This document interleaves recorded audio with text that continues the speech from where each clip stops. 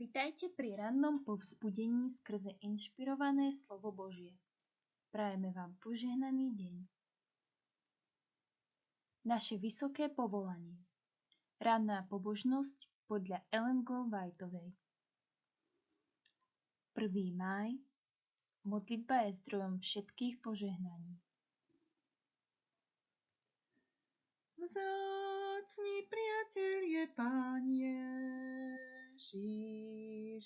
s láskou vždy sa skláňa k nám. Jeho slova pokrm svieži, dáva silu k víťazstvám. Keď sa strachom srdce chveje, v hmlách sa stráca cesty cieľ. Modlitba zas nádej vleje, pomoc pošle Spasiteľ. Modlitba, zdroj všetkých požehnaní.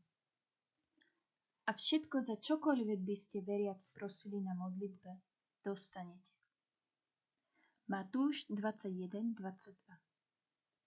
Modlitba je dýchaním duše, zdrojom všetkých požehnaní. Keď si pokorná duša uvedomuje potreby ľudstva a s pocitom sebaľútosti ponúka svoju modlitbu, Boh vidí jej zápas, sleduje jej konflikt a zaznamenáva jej úprimnosť. Svoj prst má položený na jej pulze a všíma si jej každý záchvev. Neexistuje žiaden pocit znepokojenia, žiadna emócia, či rozrušenie, tieň smútku alebo poškvrna hriechu, ani jediná pohnutka, zámer alebo myšlienka, o ktorej by on nevedel. Táto duša bola kúpená za nesmiernu cenu a je milovaná nezmeniteľnou oddanosťou. Kristus, náš Spasiteľ, mal telesné potreby, ktoré bolo treba uspokojiť. Cítil telesnú únavu, ktorú bolo treba zmierniť. Práve modlitbou k svojmu Otcovi bol hotový k službe a času skúšok. Modlitba k Otcovi ho pripravovala na povinnosti a skúšky. Každodenne vykonával svoje povinnosti a vyhľadával spásu ľudských duší.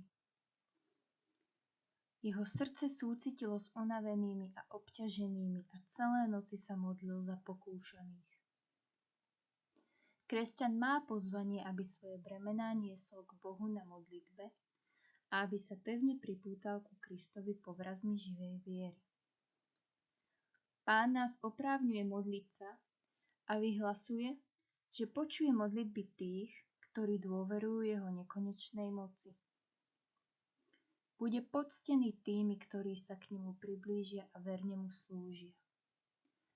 Človeka, ktorého myseľ je opretá na teba, Bože, zachovávaš v pokoji.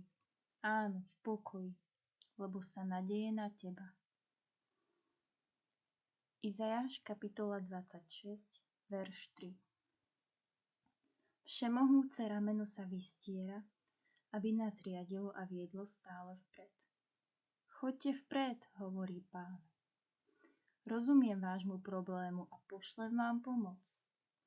Pokračujte v modlitbe a verte vo mňa. Tým, že prosíte a dostanete, bude oslávené moje meno. Budem poctený pred tvárou tých, ktorí kriticky sledujú vaše zlyhanie. Tí uvidia slávnostný triumf pravdy. Všetko, o čokoľvek žiadate vierou na modlitbe, dostanete. Akú silu má pravá viera a pravá modlitba? Naše vysoké povolanie, 1. máj. Chcem vás povzbudiť, aby ste boli konateľmi jeho slova, nielen čitateľmi. Ďakujeme za to, že ste si nás dnes počuli a nezabudnite sa k nám pripojiť k zajtrajšiemu vypočutiu rannej pobožnosti.